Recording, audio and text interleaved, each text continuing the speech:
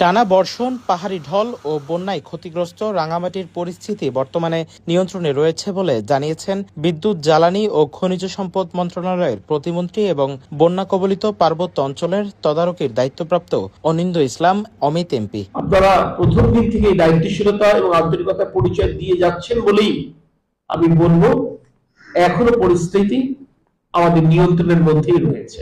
আশা করছি আগামী 2-3 দিনের মধ্যে আবার উন্নতি ঘটবে। আস্তে আস্তে মানুষ আশ্রয় কেন্দ্র ছেড়ে নিজ বাসাবাড়িতে ফিরে যাবে।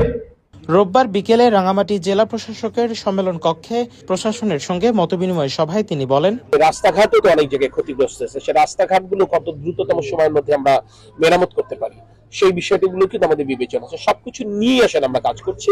এর আগে তিনি বিভিন্ন আশ্রয় কেন্দ্র পরিদর্শন করে আশ্রিত মানুষের খোঁজ খবর নেন এবং খাদ্য, চিকিৎসা সহ প্রয়োজনীয় সহায়তা নিশ্চিত করার নির্দেশনা দেন। পাশাপাশি ফাঁকা বাড়িঘরে চুরি বা অপ্রীতিকর ঘটনা ঠেকাতে আইন শৃঙ্খলা বাহিনীকে সতর্ক থাকার নির্দেশ দেওয়া হয়েছে।